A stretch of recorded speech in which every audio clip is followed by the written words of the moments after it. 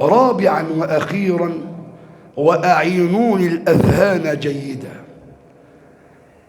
احذروا لصوص رمضان. ما هذه اللصوص؟ لص أي سارق، لص يريد أن يسرق منك شيئا. ما هذه اللصوص؟ أول لص في رمضان القصد المدخول. يعني إيه؟ النية. في ناس احتفالها برمضان عشان السهرات، علق الزينة والأفراح واللمة والتجمعات. داخل رمضان السهرات، الخيمة الرمضانية، هنسمع المطرب والمغنية الفلانية كل يوم، مسارح، لهو، معازف. فده القصد المدخول. هو رمضان شهر البرامج والمسلسلات؟ هو رمضان شهر الأغاني والمهرجانات؟ لا والله، رمضان شهر الطاعات والعبادات. يبقى النية بقى، القصد المدخول. تبقى داخل رمضان نيتك لله، أنا داخل عشان صيام، قيام، قرآن، أعمال صالحة، بر الوالدين، صدق الأمانة، الوفاء، صلة الأرحام. يبقى خلي بالك من النية دي بقى، القصد المدخول. في ناس بالنسبة لها رمضان ده متعة، كل يوم بقى نسهر في المكان الفلاني، نخرج بعد الفطار الشلة والصحبة. ودي هنجيلها نقطة أخرى، رفقاء السوء مصيبة طبعا. يبقى أول لص تخلي بالك منه القصد المدخول. ثم اللص الثاني القلب الملوث. الملوث يعني القلب اللي فيه سواد، زي كما ذكرنا، القلب اللي مليء بالحسد، الحقد، الضغينة، الكراهية، القلب اللي معروف عنه بالخصام، صاحب القلب المنافق، المرائي، الكذاب، الغشاش للمسلمين. ده لص بيسرق منك رمضان. لأن احنا قلنا اتفقنا أي أعمال متوقفة على إيه؟ على سلامة الصدر. ده لو الصدر ده غير سليم يبقى أعمالك الله أعلم بها. يبقى هذا اللص نحترس منه جيدا، أصحاب القلوب الملوثة. ثم رفقاء السوء، الصحبة السيئة بقى. بعض الشباب ممكن يفطر على سجارة، والبعض بعد الفطار وسماع بقى البرامج بتاعت المقالب، يا فلان، يا نعم، يلا هنسهر النهارده في المكان الفلاني. طول النهار بقى صايمين، صايمين بالليل، مخدرات، سهرات، جلسات. هو ده رمضان؟ هو رمضان شهر نعلي الطاسة، نعيش وننبسط؟ ما احنا كنا صايمين. يفطر على ما حرم الله، يلا نلف سجارتين بقى بالليل بعد صيام طول اليوم. هو انت كده؟ ده انت كده بينسرق منك فضل هذه الأعمال. يبقى إياك والرفقاء السوء، عليك بالصحبة الصالحة. يلا عشان نصلي القيام، يلا عندنا النهاردة قرآن، يلا عندنا درس علمي، يلا. هي دي الرفقة الصالحة، الصحبة الصالحة. ثم التلفزيون، لص خطير من أخطر اللصوص، بيدمر لك الوقت. التلفزيون أو الشات أو الشاشات. في ناس بتضيع ثواب صيامها أمام التلفاز. بعد ما يفطر يشاهد بقى برامج وبعد البرامج في المسلسل الساعة كذا، ومسلسل الساعة كذا، ومسلسل الساعة كذا. قاعد متابع من مسلسل لمسلسل، من برنامج لبرنامج، يلا عشان القيام. لما خلص بس المشهد ده رائع، ده المسلسل ده من مسلسل لمسلسل ينتقل، يضيع عليه القيام، ودايما غافل عن القرآن وعن ذكر الرحمن. لص خطير، خلاف بقى التبرج والسفور. ما فيش مشهد إلا وفيه متبرجة، وقد أمر الله تبارك وتعالى المؤمنين وقل للمؤمنين يغضوا أبصارهم. وده أيضا لص آخر، العين الزائغة، العين الزيغة اللي عمالة تنظر إلى الحرام وتتقلب يمينا ويسارا على أحوال الناس. شوف فلان بيفطر إيه، شوف فلان عامل إيه. لصوص رمضان. التلفزيون أخطر لص. خلي بالك، إياك أن تضيع هذا الخير في هذه الأيام المباركات. اغلق شهر فيه من البركات والرحمات وغفران السيئات. أضيع كل هذا عشان متاع فاني، متاع زائل. يقول لك مش هتقدر تغمض عينيك. أنت يوم القيامة مش هتقدر تتنفس، يوم لا تسمع إلا همسة وخشعت الأصوات للرحمن. انجو بنفسك يا إنسان من هذا اليوم. التلفزيون هيدمرك. النساء اللي جالسة أمام المسلسلات تبقى عمالة تبكي على مشهد ومنظر درامي، وفي القيام حتى ما فيش دمعة للملك العلي. احنا بنرى العجب العجاب، تجد النساء كده جالسين امام المسلسل ويبكوا. يا جماعة في ايه اصل المشهد ده عجيب.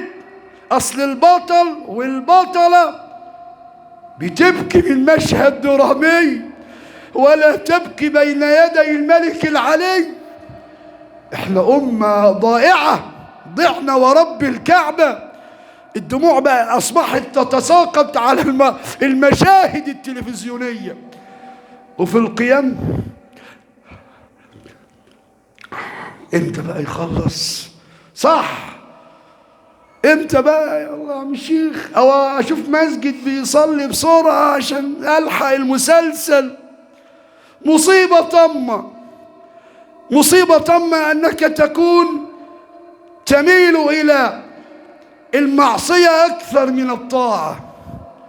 احنا بنرى العجب العجاب، والله بنرى العجب العجاب. حتى النساء، فهم زوجتك إن المرأة أيضا مطالبة بغض البصر، عدم التطلع والنظر إلى الرجال. وقل للمؤمنات يغضضن إيه من أبصارهن. زي ما أنت مطالب بغض البصر هي كذلك. فهمها إن النظر بكثرة إلى الرجال حرام. هي المرأة ليه مش عاجبها زوجها؟ عشان بتتطلع إلى الآخرين، ده أشيك، ده أجمل، ده أنقى، ده أجمد. والمناظر الكذابة في التلفزيون إن البطل ده يعني ولا كأنه ملاك. تنظر لزوجها بعين الاحتقار. شوف بيجيب لها ايه، شفت الهدية عاملة، شوف بيتعامل ازاي مع، وكل ده كذب كذب كذب، والله كذب. المرأة عقليتها ضعيفة. هذه المشاهد تؤثر على قلب الزوجة، فانت وتيجي في الاخر نكد وتعب وشقاء والدنيا والمعيشة. ما انت السبب، انت اللي فتحت لهذا اللص انه يخترق عليك الحياة ويدمر لك الايمان. واغلب الناس يقول لك يا عم الشيخ انا بصلي واصوم وأقيم الليل وبقرأ لي وردي في القرآن كذا جزء، لكن يا عم الشيخ لا أجد حلاوة الإيمان في قلبي، لأن قلبك غير سليم، قلبك مريض. قلبك إيه؟ مريض. طول ما القلب مريض أبدا ما هتشعر بحلاوة الإيمان ولا حلاوة المناجاة ولا حلاوة الذل والانكسار بين يدي الملك.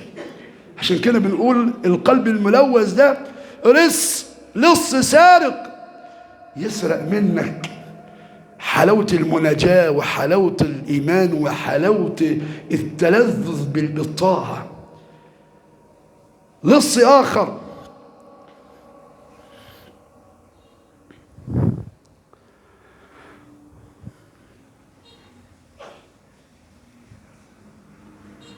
هناك لصوص كثيرة.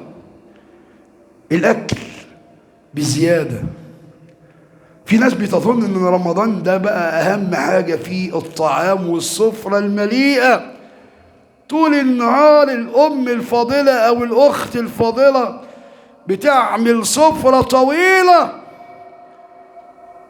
عشان ناكل بقى، صايمين فيها اكثر من 6-7 اصناف.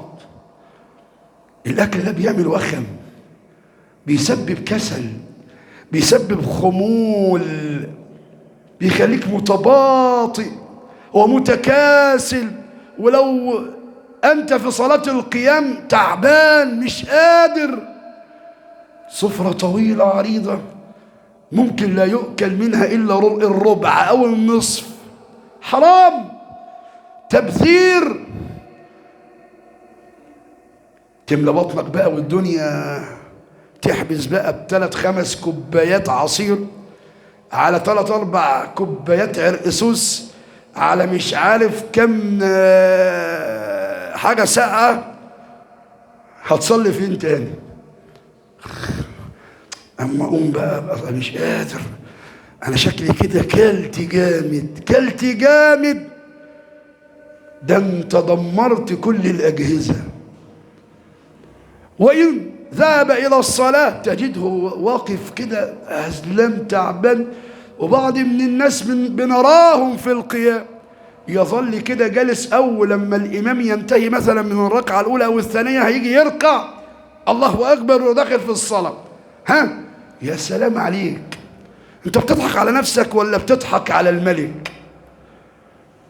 ما هو تعبان من كثرة الطعام والأكل، مش قادر. لص. هناك من اللصوص الكثيرة والبخل. إياك والبخل في رمضان. عليك تحري الفقراء والمساكين وأهل الفقر. رمضان شهر الطاعات أحبابنا الكرام، شهر احنا بنغتنم الفرصة، بنغتنم الفوز بالجنة، بنغتنم غفران الذنوب. رغم أنف عبد قيل من يا رسول الله؟ قال من أدرك رمضان ولم يغفر له. الناس اللي داخله فاكرة أن رمضان كما يقولون أوله ملأ، أول 10 أيام يملى بقى وأحلى عزومات واعزم والصحبة ماشي، لكن الموضوع مش موضوع ان انا املى بطني. رمضان مش لملء البطن، واوسطه حلق. الست الفاضله بقى والام والاخت 10 ايام اللي في النص بقى كحك وبسكويت وبيتفور وشغالين كل يوم. قيام مين يا عم الشيخ؟ ده الكحك وبسكويت اهم حاجه عشان ننبسط في العيد، نفرح.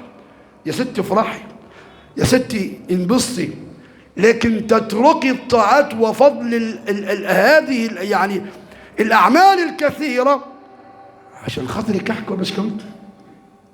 ويتلم بقى الصحبة وطول ما قاعدين بقى مشغلين بقى الكلام البذيء والأغاني الساقطة الهابطة، عاملين يشيلوا ذنوب. يلا اللمة بقى والسجان ادي ضيعوا كمان 10 ايام، يبقى اول 10 ايام عزومات ويملى بطننا واحلى طول النهار واقفه في المطبخ 7 8 اصناف، وكمان صنفين 3 حلوى كنافه على مهلبيه وزلبيه وقطايف، وشغال يا عم كل يا ابو فلان كل يا ولا يا دي املى بطنك املى بطنك. هو احنا رمضان بتعمله في البطن؟ ده انت صايم هفتان. مش ده اللي بيحصل؟ الاكل يملأ بطنه ما يبقاش عنده استعداد لا للقيام ولا لصلاة ولا القرآن. بالعكس ده انت بتزودوا الشهوة عند الرجل وعند الابن وبتفتح ابواب تانية كثيرة، النظر المحرم والتلذذ بالمعصية موضوع. وهي فاكرة بقى ان هي بتعمل عمل خيري، انا بظبط ولادي وبظبط زوجي، انت كده بتدمريهم. لما بقى ادي 10 ايام راحوا في الليل في البسكويت والكحك، ويقول لك اخر 10 ايام بقى ايه؟ الخلق، هدوم يعني لبس العيد. تنزل يوم تشتري الشرابات، تاني يوم البنطلونات، تالت يوم، رابع يوم، وخامس يوم، كل يوم في السوق. ايه يا ستي؟ بس الدنيا حلوه كده والمنظر جميل بقى والناس واللمه تضيع ال10 ايام التانيين في تجهيز لبس الايه؟ العيد. ينسحب رمضان وينسلخ رمضان، ولا حول ولا قوة إلا بالله. يا ستي استفدت إيه؟ ما أنا طول النهار تعبانة وفي المطبخ بقى وطول النهار. ما أنت اللي تعبة نفسك. يوم رمضان زي أي يوم اعملي الأكل الطبيعي بدون تكلفة وبدون إسراف، لأن احنا هنحاسب عن هذا. والله ما وصلنا إليه الآن من غلاء وبلاء وضنك إلا بالتبذير والإسراف.